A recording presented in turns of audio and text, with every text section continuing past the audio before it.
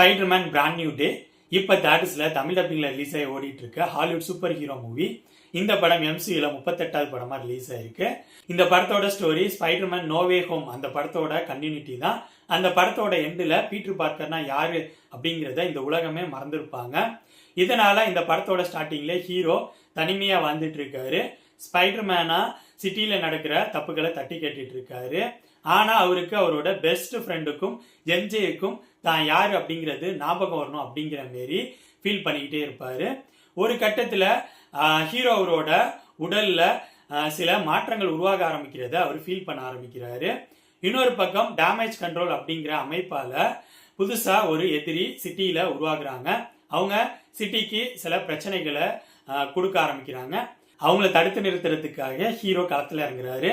இதுக்கப்புறம் படத்தில் நடக்கிற சம்பவங்கள் தான் ஸ்பைடர்மேன் பிராண்ட் நியூ டே. என்னை பொறுத்த வரைக்கும் ஸ்பைடர்மேன் பிராண்ட் நியூ டே டெக்னிக்கலா செமையாவே இருந்துச்சு. படத்துல வர ஆக்ஷன் சீக்வன்சஸ் செமையாவே இருந்துச்சு. ஆனா கம்மியான ஆக்ஷன் சீக்வன்சஸை வச்சு எமோஷன், லவ் இந்த விஷயங்களுக்கெல்லாம் அதிக இம்பார்ட்டன்ஸ் கொடுத்துருக்காங்க. இது MCU ஃபேன்ஸுக்கு பிடிக்க வாய்ப்பு இருக்கு. பட் இந்த படத்தோட ட்ரெய்லர் பார்த்துட்டு இந்த படத்துல அதிக ஆக்ஷன் சீக்வன்சஸ் இருக்கும் அப்படிங்கிற எண்ணத்தோட வர நார்மல் ஆடியன்ஸுக்கு இந்த படம் ஏமாற்றத்தை கொடுக்கலாம். இந்த படம் இப்ப தமிழ் டப்பிங்ல தேட்டர்ஸ்ல ரிலீஸ் ஆகி ஓடிட்டு இருக்கு. ஸோ என்னோட ரிவ்யூ பேஸ் பண்ணி முடிவு பண்ணிக்கோங்க இந்த படத்தை பார்க்கலாமா வேணாமான்னு. ஸ்பைடர்மேன் பிராண்ட் நியூ டே படத்தை பத்தி என்னோட விமர்சனம் இது.